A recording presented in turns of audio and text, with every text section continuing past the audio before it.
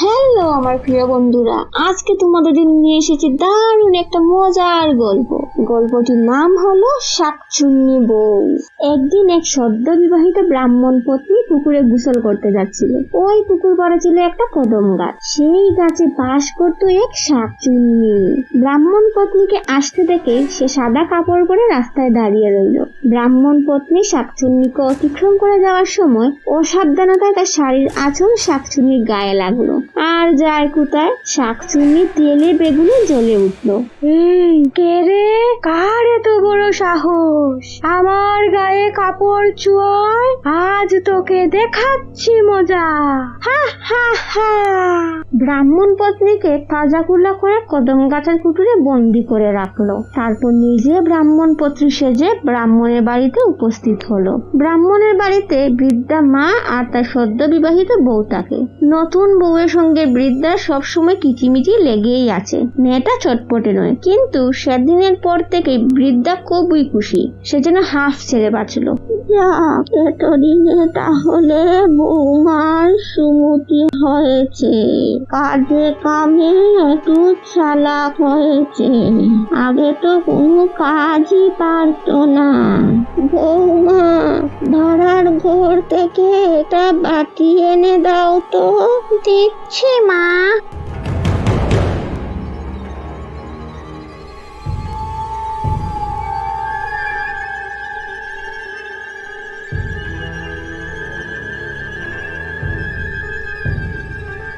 নিশ্চয় আমার বৌমাকে বুঝে ধরেছে, না হলে বৌমা কিভাবে উড়ে গিয়ে ভাড়ার ঘরে চলে যাবে?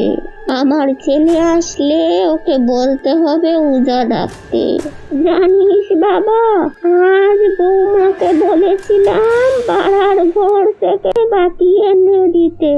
বৌমা বারান্দা থেকে উড়ে গিয়ে বাটি নিয়ে এসেছে। ভয় পেলে চলবে না, যদি জানতে পারে ভয় পেয়েছি গাঁর মোটকে চলে যাবে। কয়েকটা দিন চুপচাপ লক্ষ্য করতে হবে, তারপর যা করার ভেবে চিন্তে করা যাবে। বৌমা, আমার শরীরটা ভালো নেই, আজ বাবু তুমি রান্না করো। ওই বাড়ির গোয়ালাদের কাছ থেকে আগুন নিয়ে উনুন ধরাও। আচ্ছা মা। কই রে, বৌমা তো আগুন নিয়ে এলো না। সেই যে রান্না করে ঢুকেছে আর বেরোবার নাম নেই। একবার গিয়ে দেখি আসি বাপু। এই ভেবে বৃদ্ধা রান্নাঘরের জানালায় চুপ রাখলো।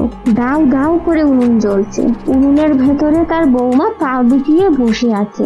বৃদ্ধা আর এক মুহূর্ত দেরি করলো না, দেখে নিয়ে এলো ছেলেকে। সব দেখে ছেলের ভিমড়ি খাওয়া অবস্থা।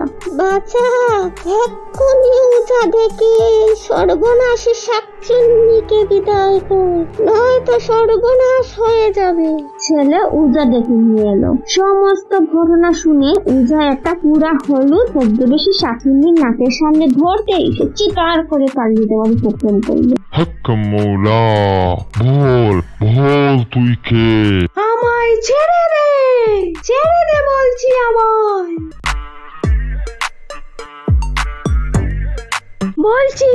বলছি আমি পুকুর পাড়ের কদম গাছে থাকি, আমি শাকচুন্নি।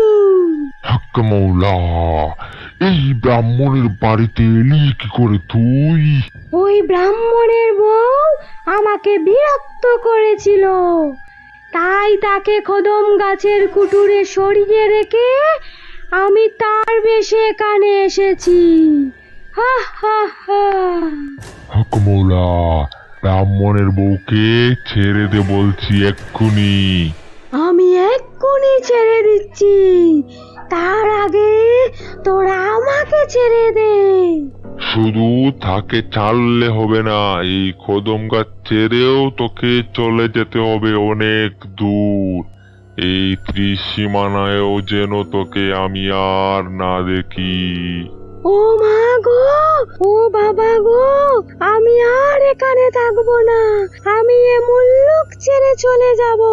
আমাকে কি বোকা পেয়েছিস? তুই এখান থেকে চলে যাবি।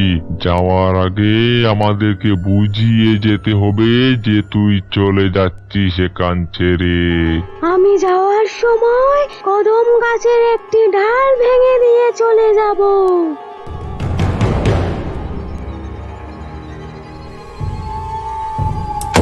ওঝা তখন শাকচুন্নিকে মুক্তি দিল এবং শাকচুন্নি ব্রাহ্মণের বউকে ছেড়ে দিল। সবাই দেখলো কদম গাছের একটি ডাল ভেঙে মাটিতে পড়ে আছে। তারপর থেকে ব্রাহ্মণ আর তার মা ও বউকে নিয়ে সুখে শান্তিতে দিন কাটাতে লাগলো।